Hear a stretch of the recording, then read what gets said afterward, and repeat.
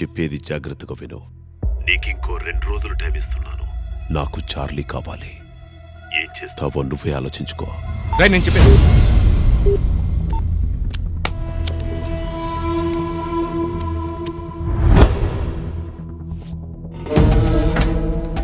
మనిషి అనేవాడు ఎప్పుడో ఒకప్పుడు లొంగుతాడ్రా, కానీ వాడిలో అది కనపడట్లేదు.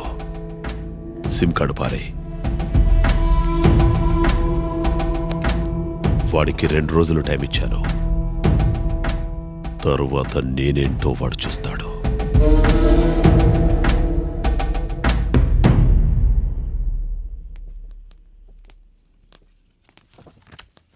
బాబాయ్ ఆగు బాబాయ్. రేయ్, నా కూతురు ఎక్కడ్రా? 4 రోజుల నుంచి హారిక్ కనిపించట్లేదు. తన మొబైల్ పని చేయట్లేదు.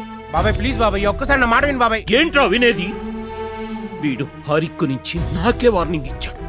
నాకు తెలుసు, ఖచ్చితంగా హారిక వీడి దగ్గరే ఉంది. నేను చెప్పేది ఒకసారి వినండి సార్.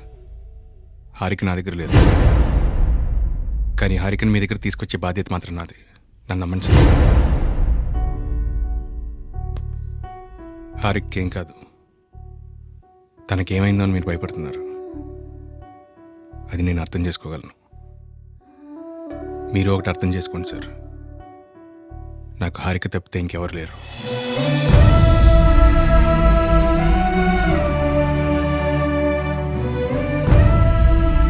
నాకు కొంచెం టైం ఇవ్వండి సార్. ఖచ్చితంగా మీ అమ్మాయిని మీ దగ్గర తీసుకొస్తాను. నన్ను నమ్మండి సార్.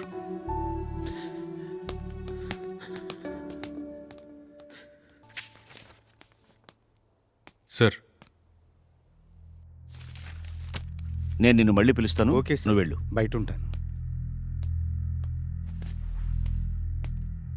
మార్నింగ్ మీటింగ్ జరిగింది. చార్లీ ఊరి 2వ సారి మిస్ అయినందుకు అందరూ చాలా సీరియస్ అయ్యారు. నిన్ను జైలు ఆపరేషన్స్ నుంచి ఇమ్మీడియట్గా ట్రాన్స్ఫర్ చేస్తున్నాను. ఇక నుంచి నువ్వు నీ జైలుకి వెళ్లాల్సిన పని లేదు. ఇక్కడే నా ఆఫీస్లో నా కిందే పనిచేయాలి. సార్, ఇప్పటి నుంచి ఆ చార్లీ మ్యాటర్ నేనే డైరెక్ట్గా డీల్ చేస్తాను. సార్, ఆ చార్లీ మ్యాటర్ నాకు వదిలేండి సార్. వద్దు ధర్మ, ఆ చార్లీ మ్యాటర్ నువ్వు మర్చిపో. ఇప్పటి నుంచి ఆ జైలు మీద నీకు ఎలాంటి కంట్రోల్ లేదు. ఆ వైజాగ్ సెంట్రల్ జైలు సూపరింటెండెంట్తో ఆల్రెడీ మాట్లాడాను. రేపు మార్నింగే చార్లీని అక్కడికి షిఫ్ట్ చేస్తున్నావు. నువ్వు ఈ రోజే నీ కొత్త పోస్టులో జాయిన్ అవ్వు.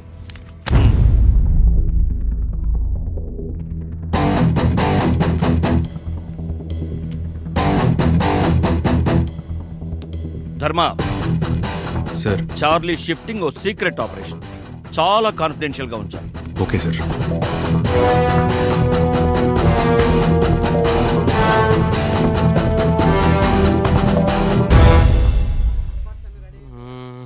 అన్నా అన్నా, ఏంట్రా?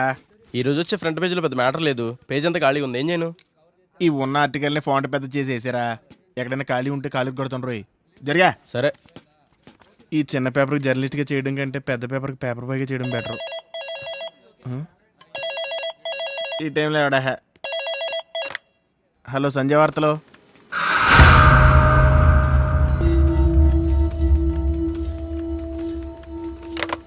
ఒరే తమ్ముడు, ప్రింటింగ్ ఆపేరా. ఫ్రంట్ పేజ్ మ్యాటర్ దొరికింది.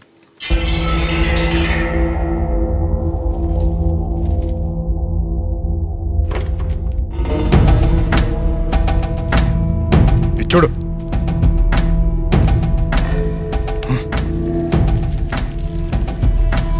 చార్లీని వైజాగ్ జైలుకు మార్చే విషయం కరెక్టే అన్న.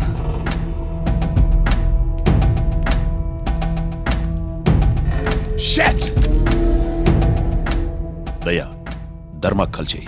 అన్నా, నేను చెప్పేది ఒకసారి ఆలోచించన్నా. ఇప్పుడు ధర్మాకి కాల్ చేయటం అంత మంచిది కాదు. ఖైదీని జైల్లో ఉన్నప్పుడు కన్నా జైలు బయట ఉన్నప్పుడు తప్పించడం ఈజీ. చార్లీని షిఫ్ట్ చేస్తున్నప్పుడే అటాక్ చేసి తప్పిస్తే? అన్నా, ధర్మాని ఇప్పుడు జైలు నుంచి ట్రాన్స్ఫర్ చేసేశారు. ఇప్పుడు చార్లీ ధర్మా కంట్రోల్లో లేడు. అది మనకు చాలా ప్లస్ అన్నా. మన పని అయ్యాక ఆ హారిక విషయం చూద్దాం. ఒక్కసారి ఆలోచించండి అన్నా.